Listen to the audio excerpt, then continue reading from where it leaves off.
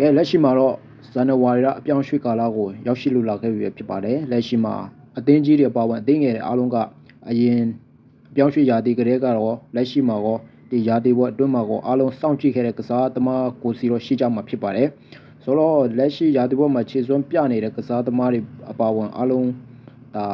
အသင်းရဲ့ agent တွေဘောလုံးအသင်းတွေရဲ့ agent တွေကကြီးခဲ့ပြီးကြပြီပဲဖြစ်ပါတယ်ဆိုတော့ဒီပြောင်းရွှေ့ရာသီမှာတော့အဓိကအဖြစ်ကစားသမား၄ဦးကတော့ဇန်နဝါရီက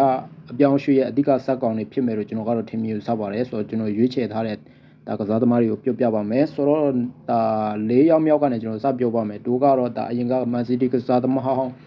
လက်ရှိမှာAtletico Madridမှာလည်းခြေစွမ်းပြနေတဲ့ Alvarez ပဲဖြစ်ပါတယ် Alvarez ကသူ့ရဲ့ခြေစွမ်းကတည်ငြိမ်တဲ့ခြေစွမ်းတိုက်စစ်ပိုင်းတွေမှာလည်းတော်တော်လေးကိုအားကောင်းတဲ့အနေထားပြောမှဆိုတော့တော်တော်လေးကိုအားကိုးရတဲ့တိုက်စစ်ကစားအားရှိတဲ့ကစားသမားဖြစ်တဲ့အတွက်အတင်းတိုင်းကလိုချင်နေတာဖြစ်ပါတယ်ဆိုတော့ Alvarez ကိုဘယ်တင်းကထပ်ပြီးတော့ခေါ်သွားမလဲဆိုတော့ကျွန်တော်အတိအကျပြောလို့မရပါဘူးလက်ရှိမှာတော့အပြောင်းရွှေ့ကာလာတိုင်းမှာစောင့်ကြည့်ခံရတဲ့ကစားသမားတွေမှာ Alvarez ကလည်းတအုပ်ပါဝင်ဖြစ်ပါတယ်ဟုတ်ပြီနောက်ထပ်တစ်ယောက်ကတော့ကျွန်တော်တို့လီဗာပူးကစားသမားအဓိကကစားသမားဖြစ်တဲ့မိုဟာမက်ဆာလာပဲဖြစ်ပါတယ်မိုဟာမက်ဆာလက်ကိုအဓိကအဖြစ်Real Madrid ကသူ့ကိုစောင့်ကြည့်နေတယ်လို့သတင်းတွေရသိရတယ်ဆိုတော့မိုဟာမက်ဆာလာက Real Madrid ကိုရောက်မလားမရောက်ဘူးလားဆိုတော့ကျွန်တော်ပြောလို့မရသေးဘူးလက်ရှိမှာတော့မိုဟာမက်ဆာလာကအသက်အရွယ်အားဖြင့်လည်းအကြပိုင်းရောက်လာပြီဖြစ်တယ်လို့သူ့ရဲ့ခြေစွမ်းပိုင်းတွေကလည်းကျွန်တော်ပြောမှဆိုတော့အဆိုးကြီးမဟုတ်ပေမဲ့ပုံမှန်အနေထားမှာတော့ရှိနေဆဲဖြစ်ပါတယ်ဆိုတော့သူ့ကိုလည်းအသင်းတွေကစောင့်ကြည့်နေကြဖြစ်ပြီးတော့ဘယ်အသင်းကိုရောက်သွားမလဲဆိုတော့ကျွန်တော်အတိအကျပြောလို့မရပါဘူးအဓိကတော့ငွေကြေးသုံးစွဲတဲ့အသင်းကိုပဲလီဗာပူးအသင်းကလည်းရောင်းချသွားဖို့ရန်ရှိနေပါတယ်ဆိုတော့အချိန်မီလီဗာပူးကလည်းထုတ်ရောင်းနိုင်ခြေရှိပါတယ်ဘာလို့ဆိုတော့သူတို့လည်းဒီလိုကစားသမားမျိုးကိုအချိန်မနှောင်းခင်ပိုက်ဆိုင်ပြန်ရဖို့အတွက်သူတို့ကလည်းပြန်ပြီးထုတ်ရောင်းလာနိုင်ပါတယ်ဆိုတော့မိုဟာမက်ဆာလာတဥပမာဖြစ်ပါတယ်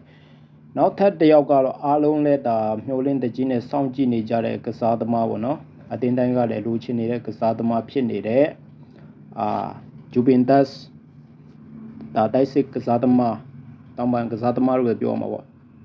သူကိုတော့အဓိကဖြစ်အာဆင်နယ်ကစောင့်ကြည့်ခဲ့တယ်လို့တခြားသောအသင်းတွေကလည်းစောင့်ကြည့်နေကြတာဖြစ်ပါတယ်ဆိုတော့ဘယ်အသင်းကိုရောက်သွားမလဲဆိုတော့ကျွန်တော်မသိပေမဲ့အဲ့ဒီဂျူဗင်တက်စ်တောင်ပန်ကစားသမားယေဒစ်တော့တော်တော်လေးတဲ့ခြေစွမ်းပိုင်းတွေမှာကောင်းပြီးတော့မှအားလုံးကတော်တော်လေးကိုလိုချင်နေကြတဲ့ကစားသမားဖြစ်ပါတယ်ဆိုတော့အာဆင်နယ်ကိုရောက်မလားဘယ်အသင်းကိုရောက်မလဲဆိုတော့ကျွန်တော်ပြောလို့မရပါဘူးဟုတ်ပြီနောက်ဆုံးတစ်ယောက်ကတော့အားလုံးသိကြတဲ့အတိုင်းပဲပုံမောက်တိုက်စစ်ကစားသမားစီမီညိုပဲဖြစ်ပါတယ်စီမီညိုကတော့သူကတော့အာဆင်နယ်ကိုပြောင်းချင်တယ်လို့ပြောပေမဲ့သူ့ကိုခေါ်တဲ့အသင်းကဘယ်အသင်းဖြစ်သွားမလဲဆိုတော့ကျွန်တော်ပြောလို့မရဘူးလက်ရှိမှာမန်စီးတီးကလည်းထောက်လန်းတယ်တချို့သောမန်ယူတို့တခြားသောအသင်းတွေလီဗာပူးမှစသည်အသင်းကြီးအားလုံးကလည်းသူ့ကိုလိုချင်နေကြပါတော့စီမီညိုသူကလည်းတရားတီးမှာတော်တော်လေးကောင်းမွန်တဲ့ခြေစွမ်းတွေပြပြီးတော့မှတောင်ပန်တိုက်စစ်မှာတော်တော်လေးကိုကောင်းတဲ့ကစားသမားဖြစ်ပါတယ်အဆုံးသက်ပိုင်းတွေလည်းတော်တော်လေးကောင်းပါတယ်ဆိုတော့စီမီညိုပဲဖြစ်ပါတယ်ဆိုတော့ပရိသတ်တို့ရဲ့ team view ဆက်ချက်တွေကိုလည်း comment မှာရေးပေးခဲ့လို့ရပါတယ်ပရိသတ်တို့ကရောကိုယ်အသင်းတွေကိုအားပေးတဲ့အသင်းတွေမှာဘယ်ကစားသမားမျိုးဆိုတာမျိုးပေါ့နော်ရောက်သွားရင်တော့ကောင်းမယ်